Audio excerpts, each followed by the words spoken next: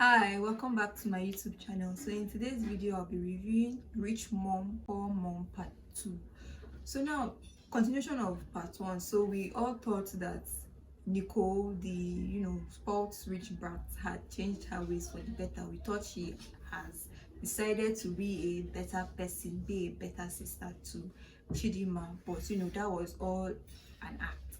So now I think she's even worse than how she was in Part 1. She see me to Chidima, still bullies her, just talks anyhow, does whatever she wants to.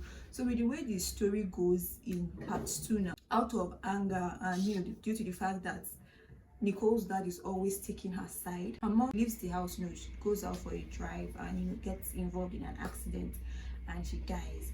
I don't know why her character had to die in this movie, because it was a bit extreme, that happened. Because even when it happened, I even thought that okay, maybe she was in a critical condition in the hospital, something along those lines, but she was just gone like that from the film, which was annoying. But I think maybe that needed to happen so Nicole will reevaluate her life's decisions and try to change or be a better person. But regardless, this babe just kept getting more and more annoying, more and more mean. What even happened was confronting Chidima as usual. They got into a fight and the mom scolded her. She was like, why is her mom scolding her for what happened? The father, of course, taking Nicole's side. So both parents went at it and the mom, left the house and she got involved in an accident. So with the way Part 1 ended, we had this lingering question of who actually is Chidima's dad. Because remember the whole thing where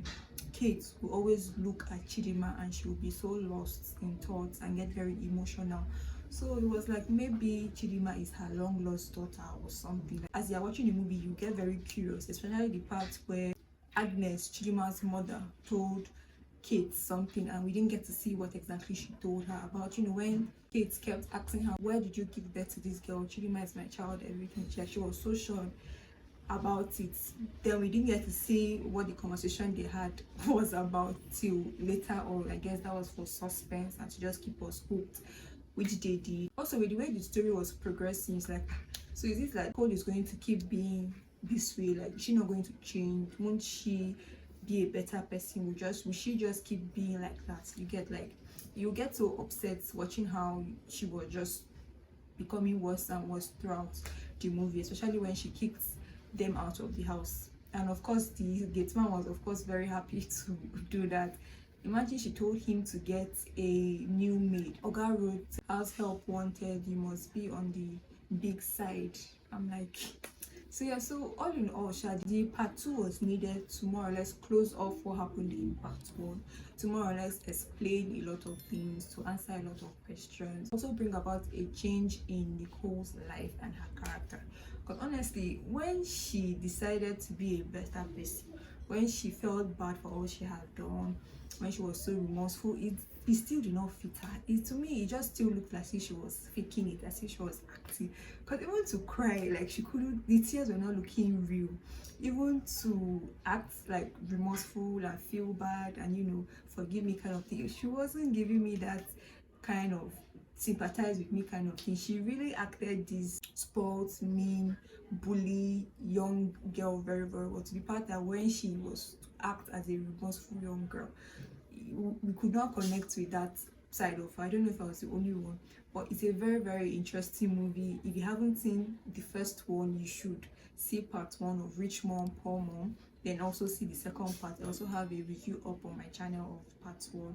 So of course Nicole changed to a better person. She becomes friends or more or less sisters with Chidima. Things go better for Chidima's mom, things got better for Chidima education wise, because after she was chased out and the mom cannot afford to pay for the fees, because I think the fees were in millions. So she went to the school to tell them that Chidima will be coming, this and that, and the school could not let her go because she's of course one of their brightest students, and they agreed to sponsor her to university level, which was just wow, it was like amazing. So of course that's part was off the mom's shoulder. Then she got a job, of course, as a secretary. So like things were looking up for them, coupled with the fact that Chidinma was now friends or sister with Nicole, which is something she had always wanted. It was nice to see how everything turned out. I think some of the themes you get to pick up in this movie is the theme of, you know, bullying, jealousy, being mean. I think this was like a lot of things that Nicole usually used to depict. She felt like she was always in competition with Chidinma. She felt the need to, you know, bully her and talk down at her because according to her, Chidinma is a peasant and her, she is the Nicole Benson of, you know, the Benson blah blah blah blah. Also get to see the thing about you should not look down on people, you should show love. Essentially, I think that was something Nicole was lacking. Also learn how to be compassionate, how to treat people well. Essentially just treat people the way you want to be treated. Just do that, treat people that same way.